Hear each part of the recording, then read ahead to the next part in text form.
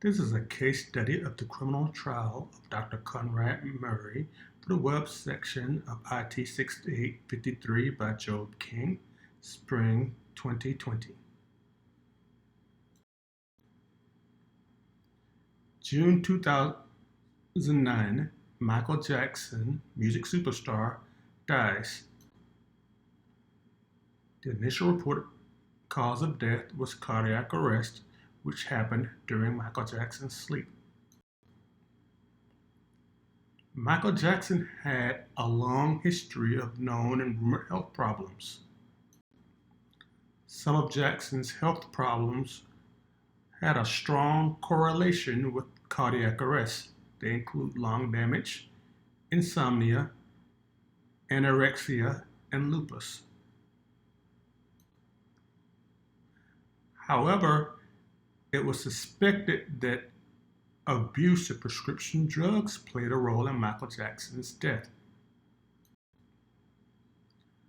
An autopsy that included a toxicology analysis was performed, and it showed large amounts of prescription drugs in Michael Jackson's system, most notable among them propofol. Propofol is an anesthetic. It can provide insomnia and stress relief. However, psychological addiction to propofol is common. Dr. Conrad Murray had been a licensed physician since 1991. He met Michael Jackson in 2006 and became Jackson's personal physician in 2009. Michael Jackson was alleged to have been engaged in doctor shopping for propofol. Murray had a history of significant financial problems. Also, Murray allegedly earned $150,000 per month as Michael Jackson's personal doctor. August 2009, the Los Angeles coroner gives acute propofol intoxication as Michael Jackson's new cause of death. Conrad Murray found himself being accused of overprescribing drugs to Michael Jackson and enabling Michael Jackson's possible addictions. As a result, he was charged with involuntary manslaughter in February of 2010.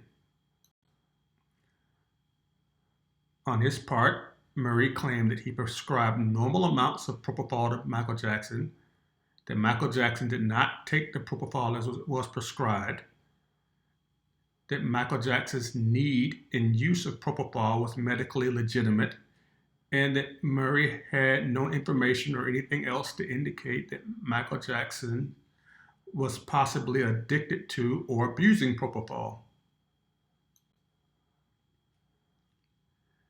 In addition, this raised larger questions concerning the responsibility of doctors for the actions of their patients, especially when patients make serious errors, are self-destructive, or criminal. The position of a lot of doctors, lawyers, and bioethicists that holding doctors responsible for the misdeeds of their patients can lead to a slippery slope that harms healthcare.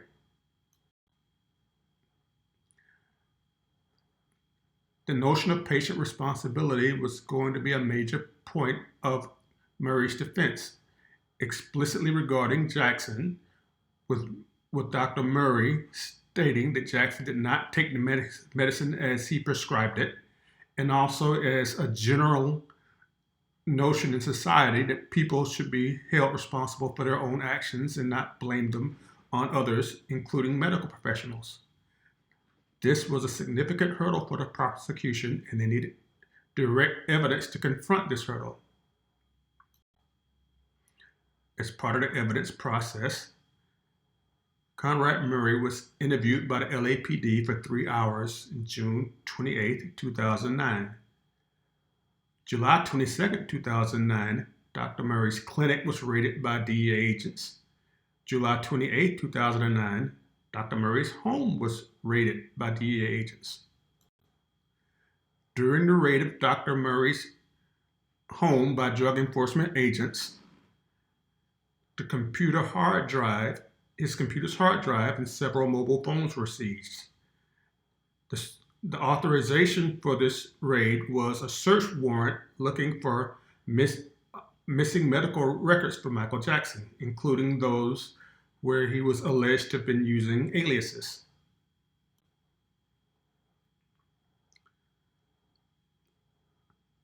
Dr. Murray's mobile phone was examined by DEA computer forensics examiner Stephen Marks. The mobile phone type was an iPhone, and the forensic tool used was EnCase.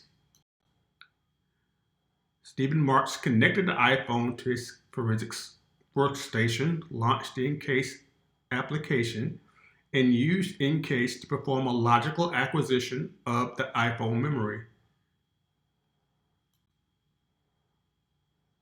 This logical acquisition succeeded in capturing active and deleted data. This allowed Stephen Marks to perform visual and keyword searches on the captured data and organize the data into known iPhone categories such as emails, images, audio files, text messages, and contacts, as well as display the data according to its category.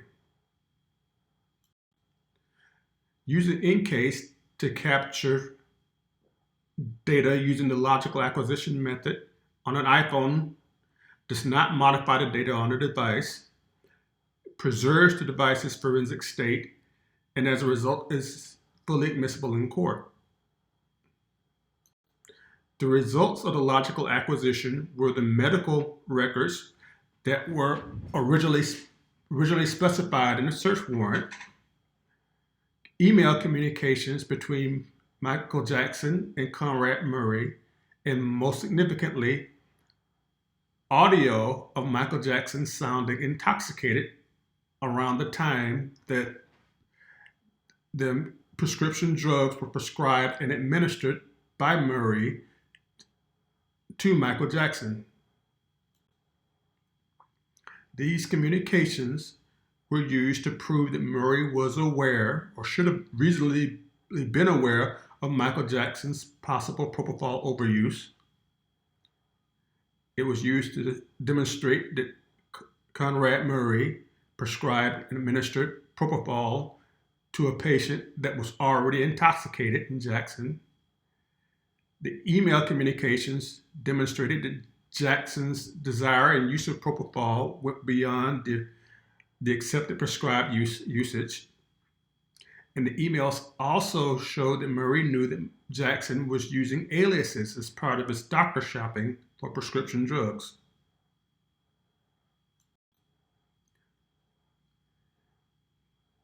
Therefore, Murray's behavior was outside the bounds of accepted medical practice. Murray contributed to Michael Jackson's behavior and exhibited questionable behavior of his own. From this, it was possible for a jury to conclude that Jackson's behavior was not solely responsible for Jackson's fate because Murray abetted Jackson's behavior. It was also possible to hold Murray responsible for his own behavior and not solely for crimes or errors committed by his patient. And generally, punitive measures against doctors who act illegally, unethically, or irresponsibly is accepted legal and social practice.